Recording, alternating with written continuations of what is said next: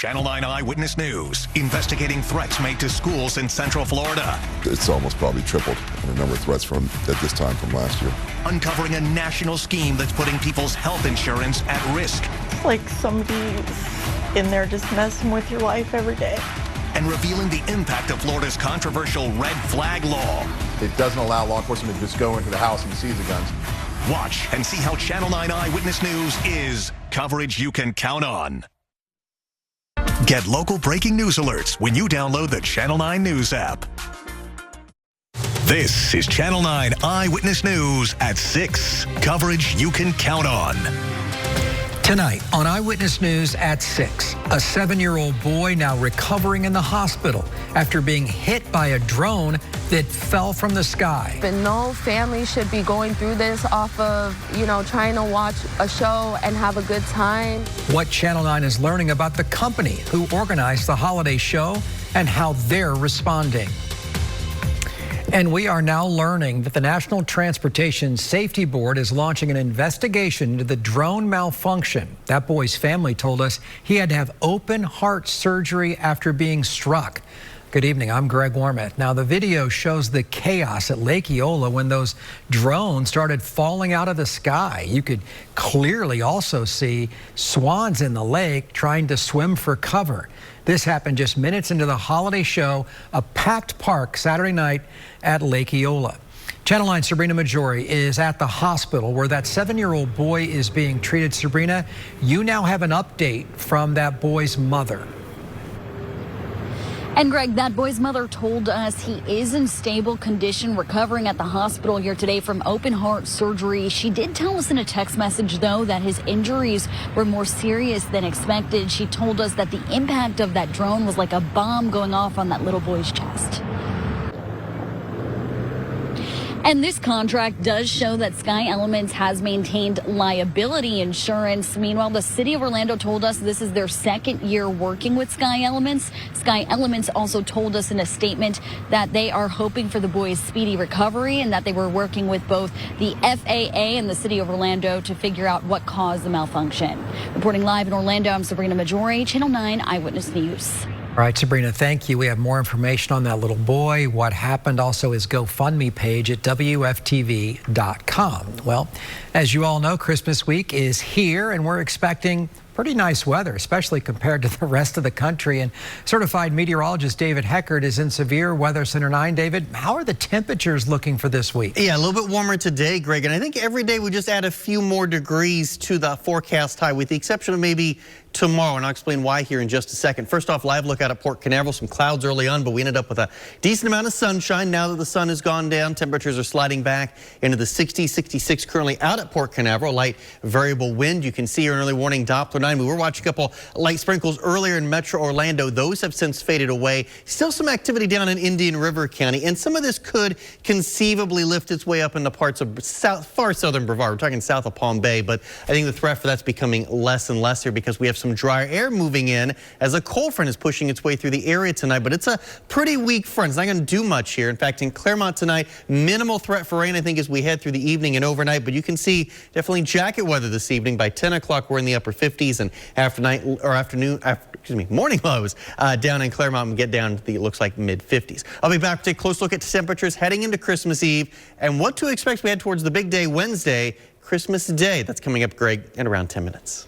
All right, thank you. It was October of 2023 when the chief investigator for the state attorney's office saw our report on this use of force incident at Kissimmee Police.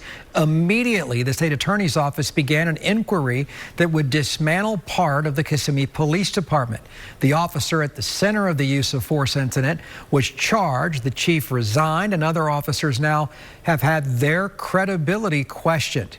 And tonight, Night Investigates has the actual email that took that incident from inquiry to investigation to an indictment. Investigative reporter Shannon Butler tells us if that email was not sent, things may have been much different. The state also requested a criminal investigation into 2 other officers that were seen on camera dumping a homeless woman out of her wheelchair. We reported on that story also. Now, Michael Pepin and Darius Benjamin resigned before they were going to be terminated by the chief. The state asked for that investigation, but the chief declined. The state attorney's office, though, will not tell us if they are now investigating this case, too. In the studio, Shannon Butler, Channel 9 Eyewitness News. All right, Shannon, thank you for that report. The suspect accused of killing the United Healthcare CEO pled not guilty today during court in New York City. Luigi Mangione is facing 2 murder cases, 1 state and 1 federal. The New York State 11-count indictment includes first-degree murder and terrorism charges. He faces life in prison without the possibility of parole on the state level if those charges follow through, and if he is convicted, Mangione will remain in federal custody. His next court date is in 2 months. If he is convicted in the federal case, he faces the death penalty. Laura Trump says she no longer wants to be considered as a possible replacement for U.S. Senator Marco Rubio of Florida. President-elect Donald Trump nominated Rubio, of course, to serve as his Secretary of State. Several sources say Trump told Governor Ron DeSantis he preferred to have his daughter-in-law serve in the Senate, but DeSantis reportedly told Trump the optics of appointing her were problematic. Holiday travel continues to ramp up at Orlando International Airport, but it's been a pretty good day. Leaders say they expect to see about 178,000 passengers through the airport today. And Channel 9's Demi Johnson's been out there much of the afternoon. She joins me again live. And Demi, it looks from the scene behind you like it's pretty smooth sailing.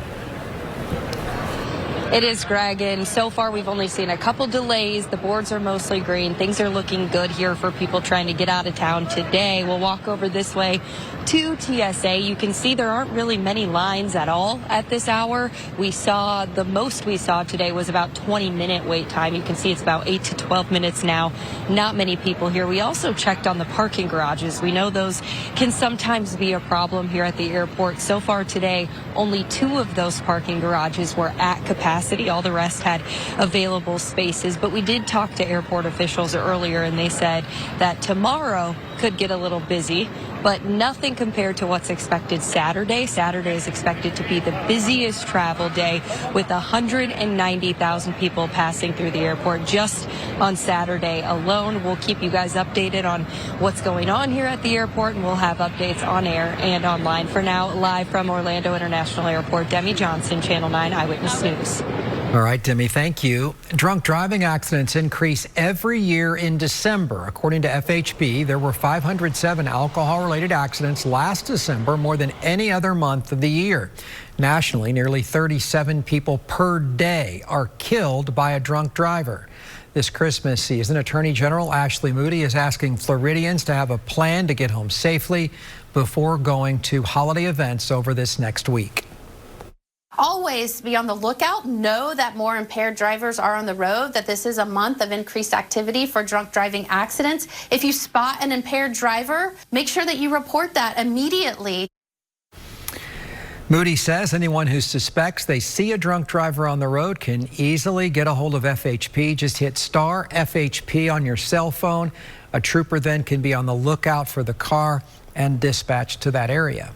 Covering our Space Coast, the SpaceX launch of a Falcon 9 rocket has yet again been scrubbed. It was supposed to take off from the Cape Canaveral Space Force Station.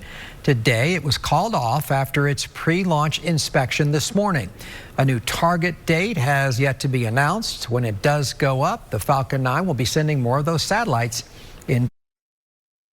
Coming up at 6, we meet a blind baker who's paying it forward. Just ahead, how he's empowering his visually impaired staff to pump out thousands of desserts this holiday season.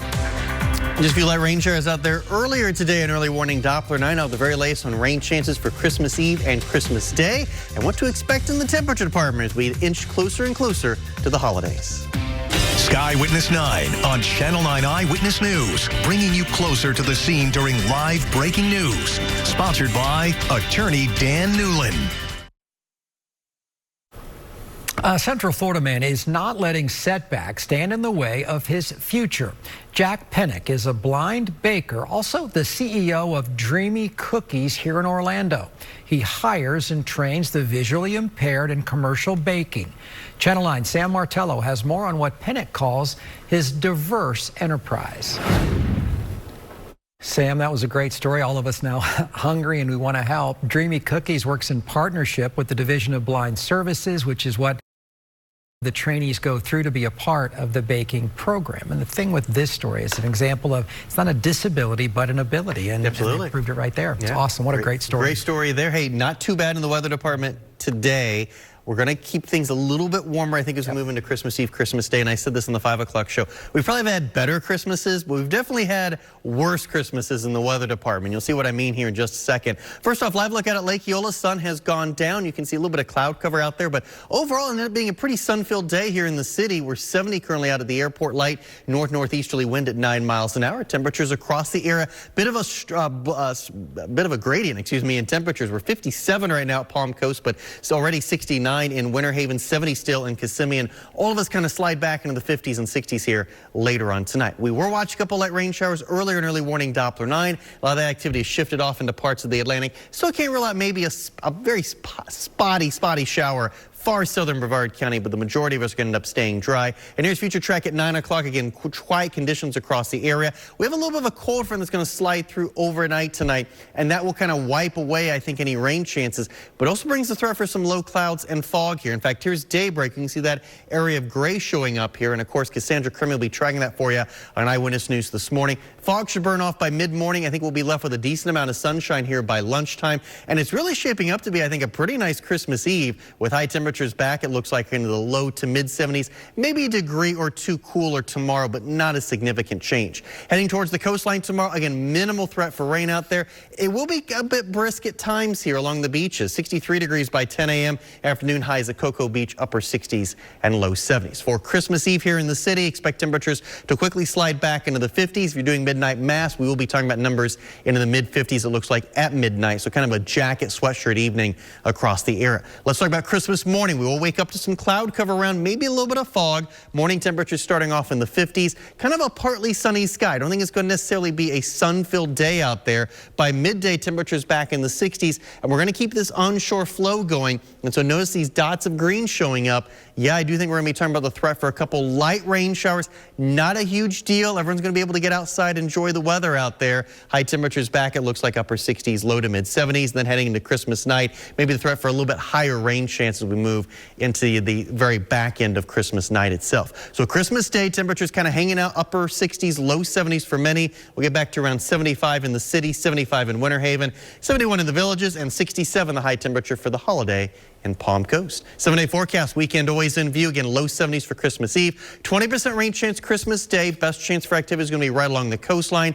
And this kind of onshore weather pattern locks in here for the rest of the week. So we'll keep that daily rain chance going with slightly higher chance for activity heading into Saturday and Sunday. We'll have the forecast update for you tonight at 10 and 11.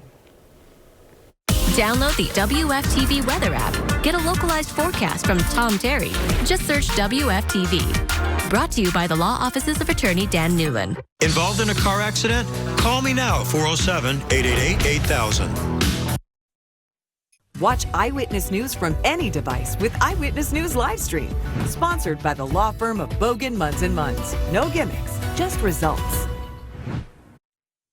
Orlando is home to 3 college football bowl games, all at Camping World Stadium. We've got the Cure Bowl, Pop-Tarts Bowl, and Cheez-It Citrus Bowl, and we start with the Citrus Bowl. South Carolina set to battle Illinois New Year's Eve on Channel 9. Yes, we do. The Pop-Tarts Bowl is the gift that keeps on giving. Back to you.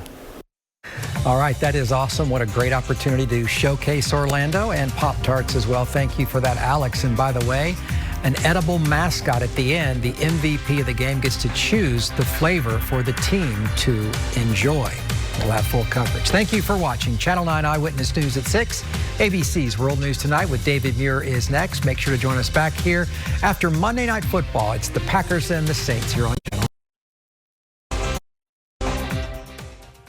9. How does the next Jeopardy measure up? I met Shaquille O'Neal in an elevator. I bet he makes an elevator seem very small. And I turned, I was level with his Superman tattoo. Who will rise above the rest? Next Jeopardy! Brought to you by your Southeast Toyota dealers. This Time and Temperature is sponsored by Morgan & Morgan.